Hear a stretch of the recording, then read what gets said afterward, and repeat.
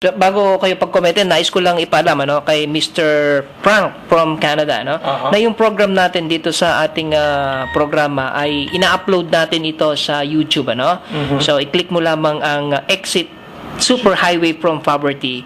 Tapos makikita at maririnig mo na po yung ating discussion ngayong gabing ito. Engineer, di ba? And every Wednesday. And every Wednesday. Okay.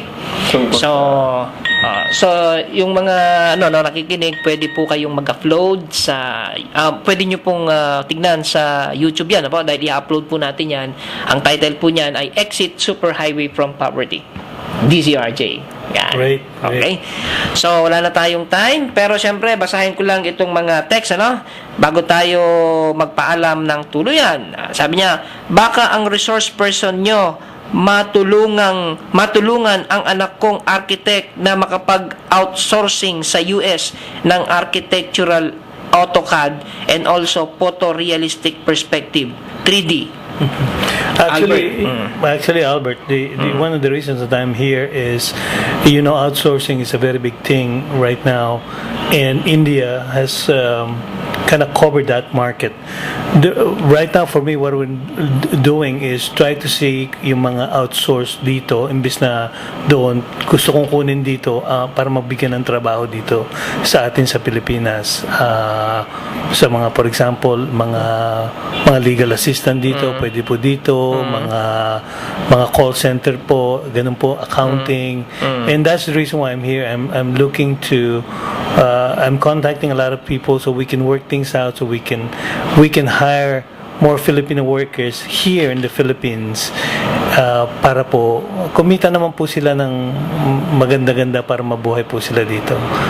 Yun po ang goal namin sa Filipino-American Chambers of Commerce, is to help our Filipinos here, though they can go to the US, but at least they can have jobs in the US while they're still here at a good income po. Ayun, how they can contact you? Actually, through email? Mr.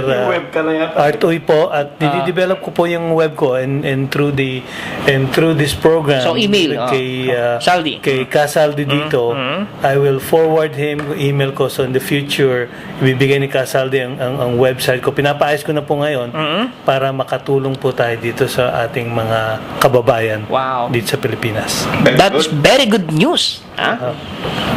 You're like an angel, Kasama po tayo sa Angel of Wheels. Na OFW dito na mismo. Yes, dito na mismo. At actually, pinasasalamatan ko rin yung ginagawa po ng ating mayor sa Mandaluyong.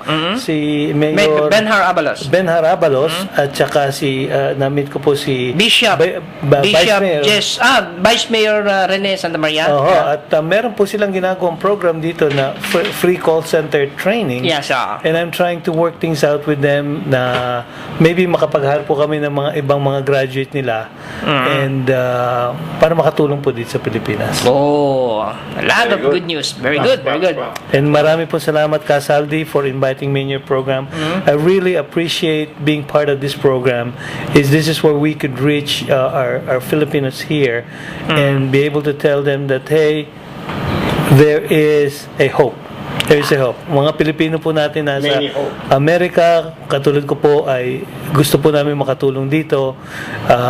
Iba ko po mga kasama, and kami din po nag-iisip na mag-retire dito para makatulong din po dito sa Pilipinas. Yan, At syempre, thank you, Kasaldi. Yes, thank you. At syempre, inunahan na yan ni Engineer Arthur Vioy. Ito po, nag-retire na po dito. 3 years na ba, Engineer? 3 years na. At ako'y kinukumbida nito talaga, kaya ako'y talaga almost ready to come here. Actually, naghanap po kami ako ng bahay. Kasama ko po yung misis ko para dito na po kami mag-retire in a couple of years po. Okay. Sir? Good night, everybody. Thank you for your calls, and hope to talk with you again next Wednesday. Good night, Charlie. Thank you. Good night, Chris. And good night, Professor Rick Rolda, our guest for tonight.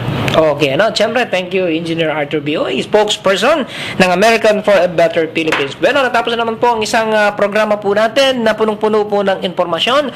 At maraming salamat po sa inyong pagsuporta sa ating programa, lalo na po itong mga issue sa edukasyon. Ano po? Ang lahat po ng ating napagdiskusyonan ngayong gabi ay napakahalaga at malaking tulong para sa ikakaunlad ng ating edukasyon. At syempre, maraming salamat, Professor Rick Rolda at syempre, Engineer Arthur B.O.A. Magandang gabi po sa inyong lahat.